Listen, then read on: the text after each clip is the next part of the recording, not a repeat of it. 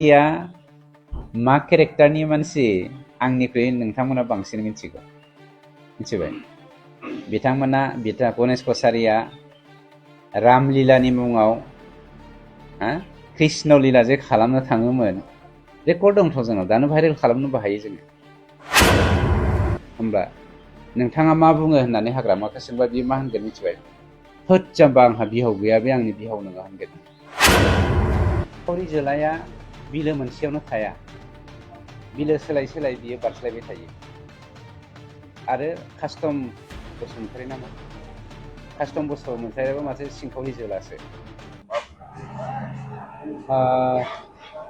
दिनै जोङो जुदि 14 नं चिरांदुवार बियाबनि बाथ्राखौ सानोब्ला रुनिकाटाखौ बिपिएफनि मेइन दुर्ग होननानै बुङो खरं होननानै बुङो किन्तु बे रुनिकाटायाव दिनै बिपिएफनि जा सापर्टारफोर बियो लाथिख' जानो थांगासिनो दं आं बुङा लाथिख' जाबाय होननानै थांगासिनो दङ गतिके बावैसोनो रुनिकाटायाव जोङो 700सा जयनिं खालामनायनि थाखाय प्रग्राम लादों आरो बे प्रग्रामखौ जोङो फुजानि सिगाङाव लागोन आरो खाम्फानि न' सेरावनो लानाय जागोन गतिके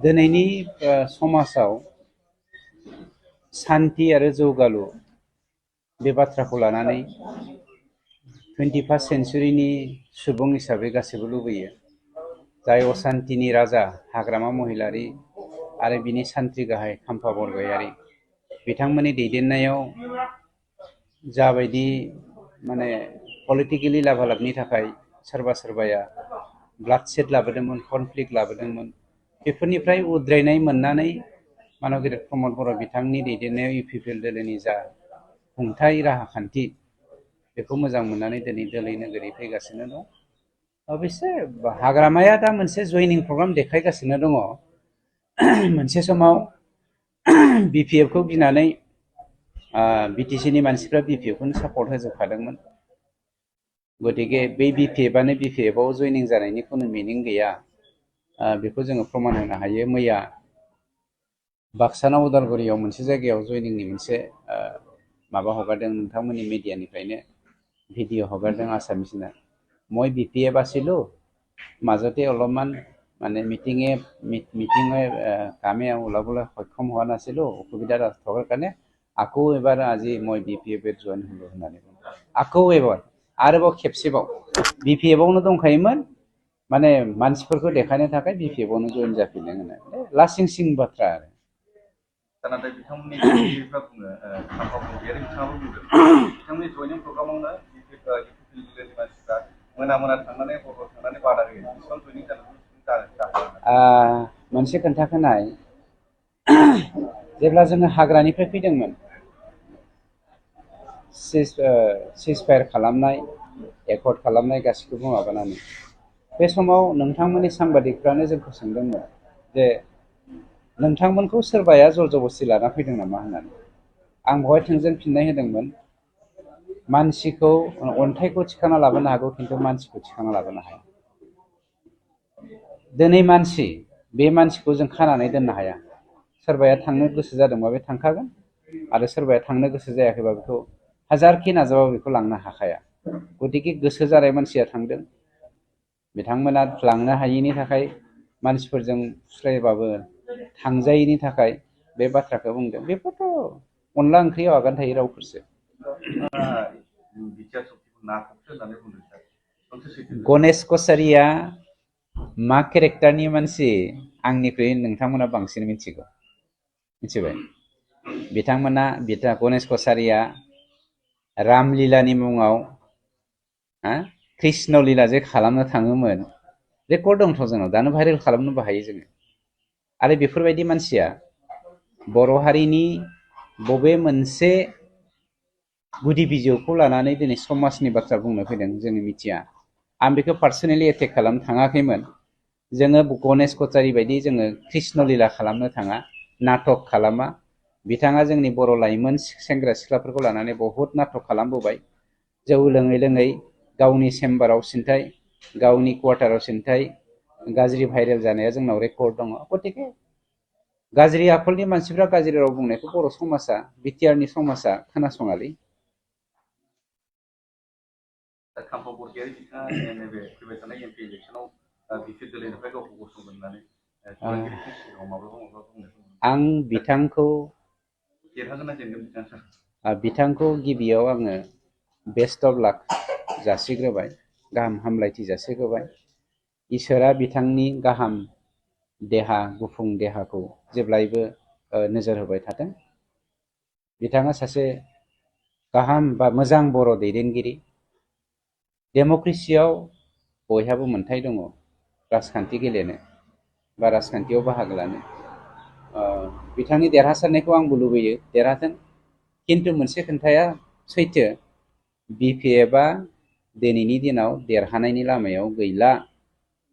टिकेट लानायनि सिगां आं खाम्फा बरगयारि बिथांखौ खावलायदों, नोंथांनाव जा एसे एनै रां दंबावो बेखौ जिमायनानै रायजो जानो नाजादो।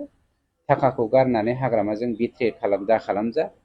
मानोना आं दाखालिबो होनदों, हाग्रामाया गावनि राइट हेन्ड चन्दन ब्रह्मखौनो जुदि सिनायलाब्ला, गावनि राइट हेन्ड साफ्रोमबो बिपिएफ दैदेनगिरिखौनो सिनायलाब्ला, गावजों आगसि आगदा थानाय बिएलटि लिडारफोरखौनो सिनायलाब्ला, गाबोन जेननानै जेब्ला खाम्फा बरगयारिया लाथिख' जागोन रांखान्थि बिथिङाव, बेखौबो बिथाङा जोगारखागोन, बे 100% कनफार्म।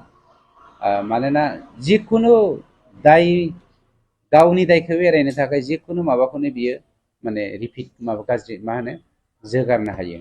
आंथ' दाखालिबो नोंथांमोननि मिडियायाव होनखादों, दिनै जुदि नोंथाङा हाग्रामाखौ सोङोब्ला बिआर फेरेंगाया नोंथांनि सायाव अजद दैखांदों जे नोंथांनि बिहावा 150 बिगानिख्रुइबो बांसिन रिजार्भ फरेस्टखौ धंस' खालामनानै साहा बागान गायदों।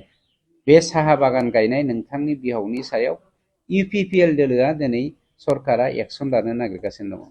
होमब्ला नोंथाङा मा बुङो होननानै हाग्रामाखौ सोंबा बियो मा होनगोन मिथिबाय? थोद जाम्बा, आंहा बिहाव गैया, बे आंनि बिहाव नङा होनगोन।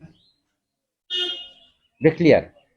गतिके हाग्रामाया गावनि पार्सनेल इन्टारेस्टनि थाखाय जिखुनुखौनो मावनो हायो, जिखुनुखौनो बुंनो हायो। बिथांमोना लांनो हायैनि थाखाय, मानसिफोरजों फुस्लायबाबो थांजायैनि थाखाय बे बाथ्राखौ बुंदों। बेफोरथ' अनला ओंख्रियाव आगान थायै रावफोरसो। कास्टम बसुमतारिया बुङो जे बिटिआर बा बिटिसिआव नोंथांमोननि सरकार थाबाय थायोब्ला बिटिआर बा बिटिसिआ खैफोद गोनां जागोन होननानै कास्टम बसुमतारि। बर'आव मोनसे बाथ्रा भाव दङ, मा होनो सिंखावरि जोला। सिंखावरि जोलानि सल'खौ नोंथांमोना खोनादोंना खोनायाखैथाय?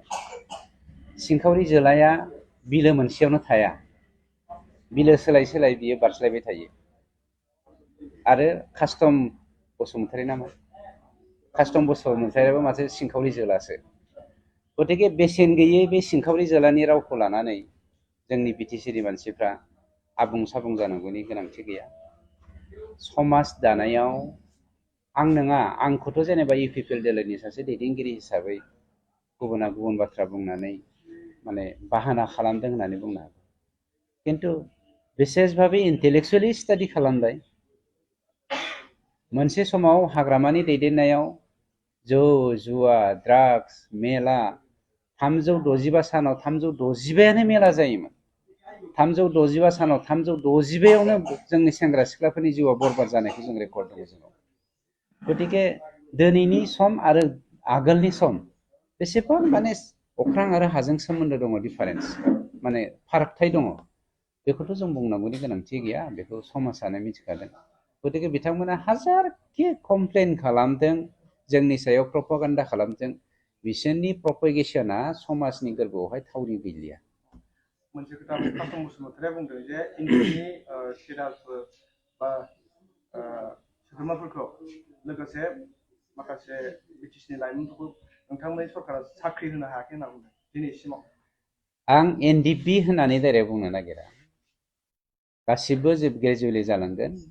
3 बोसोराव 1 बोसोरा अलरेडि कभिडआवनो थांखादों। 2 बोसोराव मा मावदों मा मावाखै जों बयबो मिथिखागौ। 852निख्रुइबो बांसिन टेट परिखा होनानै हाग्रामानि दिनाव पास जानानै लाइफखौ स्पइल खालामनाय मानसिफोरखौ जोङो दिनै साख्रि होनो हाबाय। 900निख्रुइबो बांसिन 1990 मायथाइनि OBB होननाय अपारेशन ब्लेकबर्डनि गेजेरजों साख्रि मोननाय मानसिफोर जायफ्रा दिनैसिम Bpfनि समाव पेमेन्ट मोननो हायाखैमोन 900निख्रुइबो बांसिन मानसिनि साख्रिखौ जों दिनै रेगुलाराइज खालामबाय। गोबां एग्जाम्पल दङ जों बुंनांगौ जायोब्ला। मोनसे खोन्थाखौ जोङो नाय, जोङो माबोरै साख्रिखौ डाइरेक्टलि होनो हानो? हाग्रामाया UPPL दोलोनि सरकार दानाय लोगो लोगोनो जोंनि एकर्डनि एगेन्स्टै केस होबाय, नङा होमबा? आं केसफोरखौ बुंनि। जोंनि सेन्ट्रेल सिलेक्सन बर्डनि गेजेरजों जों जे साख्रि होनायनि मोनसे बेबस्था दङ काउन्सिलाव, बे सेन्ट्रेल सिलेक्सन बर्डनि एगेन्स्टै बिथांमोना हाइकर्टआव केस होबाय। हाइकर्टआव केस होनाय डेट सिन्थाय आंनाव दं, आं दा डेटाखौ लायाखै, नोंथांमोना नेयोब्ला आं दाबो हरनो हायो डेटाखौ। आंनाव डायरियाव दं, डायरिखौ लाफैनाय जायाखै।